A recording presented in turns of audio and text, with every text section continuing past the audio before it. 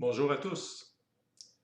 L'Association des technologues en agroalimentaire, l'ATA, regroupe les technologues du domaine agroalimentaire inscrits à l'Ordre des technologues professionnels du Québec, l'OTPQ. La mission de l'ATA est de promouvoir les compétences et le savoir-faire des technologues professionnels en agroalimentaire. La mission de l'OTPQ est d'encadrer l'exercice de la profession de technologue en sciences appliquées dans l'intérêt public. Dans nos rangs, nous comptons une majorité de diplômés de l'Institut de technologie agroalimentaire, mais aussi plusieurs diplômés des cégeps qui émettent des DEC en agroalimentaire. Nous estimons qu'il y a environ 5 à 6 000 technologues actifs actuellement. Beaucoup sont producteurs agricoles ou travaillent au sein d'entreprises de production ou de transformation des aliments. Environ le tiers occupent des emplois de soutien à la production. On parle ici de représentants, d'inspecteurs, de conseillers et d'assistants de recherche. Dans ce nombre, environ 400 sont des technologues professionnels membres de l'OTPQ. Ces titulaires de permis de pratique peuvent apposer, après leur nom, les lettres en majuscule TP comme signature professionnelle. Depuis plus de 50 ans, les technologues en agroalimentaire se sont taillés une réputation enviable auprès des employeurs et des producteurs agricoles par leur approche pratique de la production. On n'a qu'à jeter un coup d'œil sur les carrières de technologues qui ont reçu, comme Pierre Perrault, aujourd'hui notre mérite technologique agroalimentaire 2021, pour se rendre compte du rôle important des technologues dans le développement du secteur agroalimentaire. On est très loin de l'image du simple auxiliaire des agronomes que certains essaient d'accoler aux technologues. Les technologues ne sont pas de mini-agronomes. Ce sont des professionnels qui se distinguent par leur attitude pragmatique et leur approche pratique. C'est pourquoi ils sont si appréciés quand il s'agit de poser les bons gestes au bon moment dans la réalité du terrain. C'est aussi pourquoi nous affichons le terme savoir-faire à notre logo. Leur carrière est aussi un éloge à la qualité de la formation qui est dispensée par l'ITA. Parlant de l'ITA, nous ne pouvons que nous réjouir du projet de loi 77 qui va donner à cette institution, des moyens de jouer encore mieux son rôle d'appui au développement de l'agroalimentaire du Québec. Nous tenons à souligner l'importance de la présence de technologues d'expérience au sein du corps professoral de l'ITA, notamment au niveau des cours pratiques. Le pédagogue ne transmet pas que des connaissances, il transmet aussi des attitudes. Quant à la question de l'attraction que la formation technologique en agroalimentaire exerce sur les jeunes, on ne peut que se féliciter des subventions à l'établissement qui récompensent la relève qui s'y forme. Mais je me dois cependant d'aborder un aspect problématique. C'est celui de la non-reconnaissance des technologues au niveau des lois professionnelles du Québec. Depuis plus de 50 ans, les technologues exercent leurs fonctions auprès des producteurs et des entreprises de manière autonome, et c'est ce qui a permis de démontrer la compétence et le savoir-faire qu'on leur reconnaît. Nous subissons de plus en plus de tentatives pour restreindre l'autonomie du travail des technologues, même ceux qui sont titulaires d'un permis de pratique.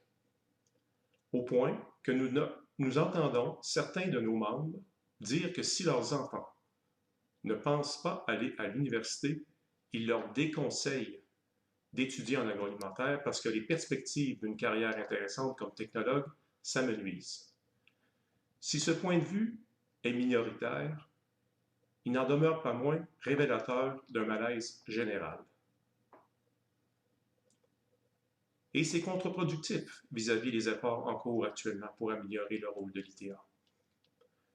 La loi sur les agronomes est une loi depuis longtemps dépassée, qui, tant qu'elle n'était pas appliquée à la lettre, ne faisait pas obstacle aux carrières des technologues. Mais au cours des dernières années, on tente de nous imposer une lecture très restrictive de cette loi. On nous parle de protection du public et d'obligation d'appliquer la loi. En ce qui a trait à la protection du public, je mets aujourd'hui quiconque au défi de démontrer que le travail des technologues au cours des 50 dernières années ait présenté le moindre risque pour la protection du public. De notre côté, nous sommes en mesure de démontrer le contraire. En ce qui a trait à l'obligation d'appliquer la loi, on ne peut que se questionner sur la nécessité soudaine de le faire après des décennies d'inaction et devant les bons résultats de cette inaction. C'est peut-être légal, mais est-ce légitime? Est-ce légitime d'imposer une politique de surveillance aux technologues qui va coûter extrêmement cher aux entreprises, sans gain de productivité et sans gain pour la protection publique? À qui profite cette politique? Il faut rappeler tout de même qu'en septembre 2019, l'OAQ et l'OTPQ ont signé une entente qui vise à préciser les relations, les rôles et les responsabilités entre les deux professions. Depuis la signature, un comité formé d'agronomes et de technologues a vu le jour pour réaliser les objectifs de l'entente. Le processus suit son cours, mais nous réalisons que la loi sur les agronomes revient trop souvent dans les discussions et mine le travail du comité. Il faut continuer à espérer que le comité pourra arriver à jeter les bases en lien avec l'entente signée. Parallèlement aux travaux du comité, le ministre de l'Agriculture du Québec, M. André Lamontagne, a annoncé le 22 octobre dernier avoir confié à l'Office des professions le mandat, en collaboration avec les partenaires concernés, pour la modernisation de la loi sur les agronomes, afin, entre autres, d'actualiser les champs d'exercice de la profession. Il s'agit d'une occasion pour faire la place que les technologues méritent au plan professionnel et reconnu par la loi. Nous espérons que la révision de la loi sur les agronomes se fasse dans les plus brefs délais, pour donner la place légitime aux technologues afin qu'ils puissent exercer leur travail de façon autonome, de la même manière qu'ils l'ont fait pendant plusieurs décennies. Dans le but de nourrir la réflexion, il faut s'inspirer de modèles qui fonctionnent par leur simplicité sur le terrain et qui permettent d'utiliser toutes les forces professionnelles en fonction de leurs compétences. Nous citons souvent le modèle ontarien en ce qui a trait aux règles entre professionnels de la santé. Pour l'agronomie, les instances gouvernementales, institutions, entreprises en agroalimentaire et producteurs parlent de professionnels en agronomie, agronomes et technologues. Cette approche permet d'utiliser les forces professionnelles en agroalimentaire disponibles et sans doublement liées au chevauchement entre professionnels qui doivent surveiller ou superviser l'autre professionnel. Ceci sauve des coûts et c'est la logique même. Pour terminer cette présentation, je veux partager avec vous ma fierté d'être technologue. Elle débuta dès la remise de mon diplôme en 1982. Depuis, j'ai toujours voulu maintenir cette fierté auprès de mes employeurs. Ce sentiment d'appartenance a grandi en tant que membre de l'ATA dès le milieu des années 80. J'ai accepté de m'impliquer au sein du CA de l'ATA en 1994 comme secrétaire trésorier et comme président depuis 2014.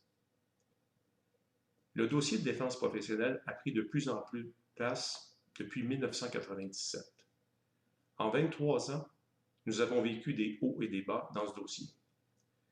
L'entente de principe signée récemment entre l'OAQ et l'OTPQ est le fruit de longues discussions, mais aussi la volonté des employeurs. Le président de l'UPA, M. Marcel Groslot, s'est d'ailleurs prononcé clairement à notre déjeuner-conférence de janvier 2019 en ces mots. Les producteurs agricoles du Québec ont besoin des technologues. Sentir que nous avons l'industrie et les producteurs derrière nous me rend fier de ma profession. Et je demeure encore convaincu que le système professionnel et loi feront la place que les technologues méritent pour travailler en toute autonomie. En ces temps de pandémie, j'aimerais vous transmettre cette fierté qui m'habite, à vous, tous les technologues en agroalimentaire. Soyez fiers de votre formation. Développez votre savoir-faire, mais aussi votre savoir-être. Impliquez-vous dans votre communauté et qui sait, vous serez peut-être notre prochain mérite technologique. Merci beaucoup.